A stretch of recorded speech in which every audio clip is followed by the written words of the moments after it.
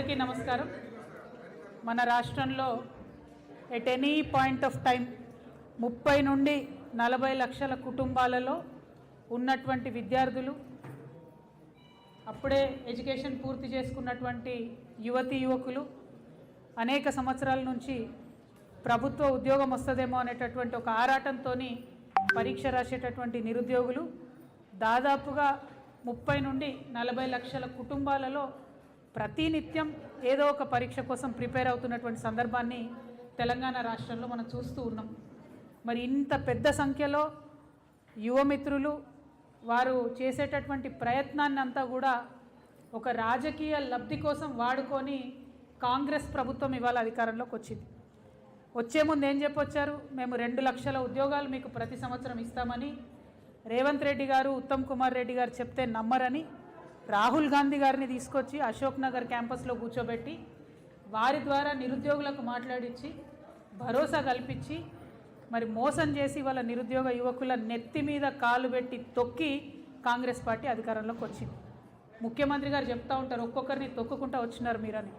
100% correct. ఒక్కొక్కరిని తొక్కుకుంటానే ముఖ్యమంత్రి గారు పైకి వచ్చింది. అంతకుముందు బాలింతలకు, గర్భిణీ స్త్రీలకు డబ్బులు ఇచ్చేది 9+3 ఆర్ 9+4 12,000 13,000 వాళ్ళకు బంద్ చేసిరు. కిట్టులు ఇచ్చేది అవి ఇచ్చి అన్నట్టుగా ఇస్తున్నారు. కనీసం అంగన్వాడీలో ఆశలు ఉంటే వాళ్ళకు జీతాలు పెంచే ఆలోచన లేదు. ఫీ రియంబర్స్మెంట్ డబ్బులు ఇవ్వమని విద్యార్థులు మొత్తుకుంటుంటే 7,000 కోట్లు మూసి ప్రక్షాళనలకు ఇస్తారు, కానీ అదే 7,000 కోట్లు ఫీ రియంబర్స్మెంట్ బకాయి ఉంటే దాని మీద మాట్లాడరు. నిరుద్యోగ యువకులు నిరంతరం మాకు పోటీ పరీక్షలు వేయండి అంటే ఆ జీవోల గురించి మాట్లాడరు. ఇవాళ స్పెసిఫిక్గా ఈ రాష్ట్ర ప్రభుత్వమే నిలదీస్తూ ఉన్నాం. మీరు ఏదైతే 2 లక్షల ఉద్యోగాలు ఇస్తామన్నారో ఎందుకు ఇంతవరకు కనీసం జాబ్ క్యాలెండర్ ప్రకటిస్తలేరు? పైగా ఓకే ఏదైనా డీలే అవుతుందంటే కనీసం ప్రభుత్వం ఒక ఎక్సర్సైజ్ చేయాలి సిన్సియారిటీతో. ఫర్ ఎగ్జాంపుల్, ఈ రాష్ట్రంలో ఏ నోటిఫికేషన్ వేద్దామన్నా ఏదో ఒక జీవో అడ్డం ఉంది. కనీసం దాని మీద గవర్నమెంట్ ఎక్సర్సైజ్ చేస్తలేదు.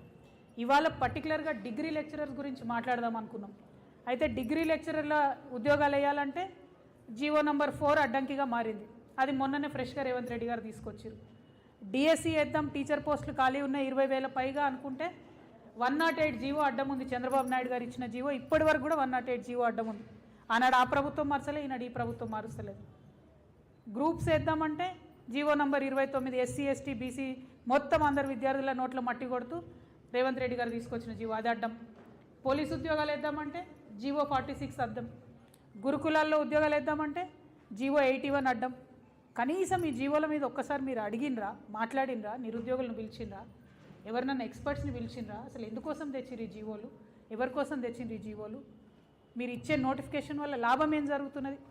ఇవాళ డిగ్రీ కాలేజ్ లెక్చరర్లకు 15 సంవత్సరాలైంది. తెలంగాణ రాష్ట్రం రాకముందు 2011లో నోటిఫికేషన్ ఇస్తే ఇప్పటి వరకు డిగ్రీ కాలేజ్ లెక్చరర్కి ఇవ్వలే notification. First time after 15 years వస్తుంది. సరే 15 ఏళ్ళ తర్వాత నోటిఫికేషన్ వస్తుంది కదా అనుకుంటే దానికి ఒక కొత్త జీవో నంబర్ 4 అని తెచ్చిరు. మామూలుగా నెట్ సెట్ జరుగుతుంటుంది, national eligibility test every year కేంద్ర ప్రభుత్వం పెడతానే ఉంటుంది. 2 సార్లు పెడతారు, వాళ్ళ టైం టేబుల్ ప్రకారం జరుగుతుంది. ఇక్కడ స్టేట్ ఎలిజిబిలిటీ టెస్ట్ పెట్టాలి, ప్రతి సంవత్సరం పెట్టాలి. కానీ ఈ ప్రభుత్వం వచ్చినాక 3 ఏళ్లలో ఒకసారి పెట్టిండ్రు. మీరు సెట్ పెట్టారు, మీరు డిఎల్ ఎగ్జామ్ వేయబట్టి ఎట్లా క్వాలిఫై అవుతారు పిల్లలు? 1, 2 ఎన్నడూ అంతకుముందు డిగ్రీ కాలేజ్ లెక్చరర్ ఉద్యోగాల్లో ఇంటర్వ్యూ లేదు. ఇప్పుడు కొత్తగా ఇంటర్వ్యూ పెట్టి దానికి 10 మార్కులు పెట్టిరు. ఎవరి కోసం పెట్టిండ్రు? ఇంటర్వ్యూలు ఎవరికి ఫేవర్ చేద్దామని పెట్టిండ్రు. ఓకే, అది సరే 10 మార్కులే కదా అని విద్యార్థులు ప్రిపేర్ అవుదామంటే పిహెచ్డీకు 25 మార్కులను వెయిటేజ్ పెట్టిండ్రు. ఎందుకోసం 25 మార్కులు పెట్టిండ్రు పిహెచ్డీకి అని అంటే ఆన్సర్ లేదు. పోనీ పిహెచ్డీలు మీరు అడ్మిషన్లు బాగా బీభత్సంగా ఇస్తున్నారా అంటే అది కూడా లేదు. ఎక్కడ అడ్మిషనే లేదు, మీరు పిహెచ్డీ ఎట్లా పెడతారు ఎలిజిబిలిటీ? దానికి కూడా 25 మార్క్స్ పెట్టిరు. అంటే ఇది కేవలం ఎట్లయితే గ్రూప్ 1లో కొంతమందిని సెలెక్ట్ చేసుకోవడానికి కొన్ని సెంటర్లు వేసిర్రో, డిగ్రీ కాలేజ్లో కూడా మీకు నచ్చిన వాళ్ళను, మీ నాయకుల పిల్లలను, కాంగ్రెస్ కార్యకర్తలను నింపుకోవడానికి మాత్రమే ఈ కొత్త జీవో ఇవ్వడం జరిగింది. ఇందులో ఎటువంటి అనుమానం లేదు. ఈ జీవో 4ని తక్షణమే రద్దు చేయాలి.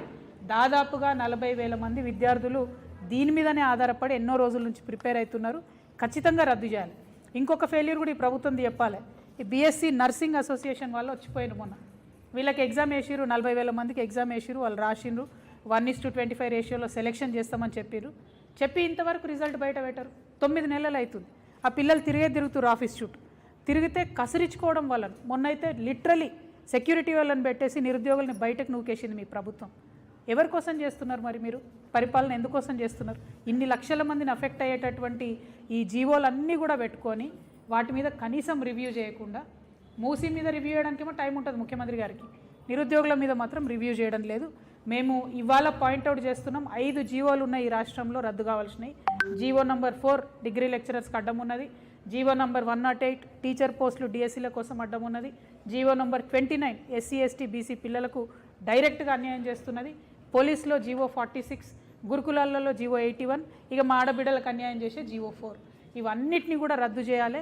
నిరుద్యోగులను మీరు విస్మరిస్తే ప్రతి గ్రామంలో ప్రతి మండలంలో మేము వారి దగ్గరికి వెళ్తాం, వారితో మాట్లాడతాం, వారిని సమాయత్తం చేస్తాం, వారిని ఉద్యమంలోకి తీసుకొస్తాం. మీ మెడల్ వంచి ఈ జీవోలు రద్దు చేయించి నోటిఫికేషన్లు ఇప్పిస్తాం. మీరు 2 లక్షలు ఇస్తామని చెప్పిన ప్రతి సంవత్సరం మేము అది సాధించే వరకు, మీరు ఆ నోటిఫికేషన్లు వేసేంత వరకు కూడా ప్రభుత్వం వెంటబడతామని ఈ సందర్భంగా తెలియజేస్తూ, నిరుద్యోగ యువతీ యువకులు దయచేసి ధైర్యంగా ఉండండి. మీ పక్షాన్ని అడగడానికి, మీ పక్షాన పోరాటం చేయడానికి తెలంగాణ జాగృతి మీకు అండగా ఉంటుందని తెలియజేస్తూ, ఒక్క 2 మినిట్స్ నిరుద్యోగ యువకులకు ఇస్తాను. దయచేసి మీడియా మిత్రులు ఏమనుకోవద్దు. రవి రాథోడ్ గారు తెలంగాణ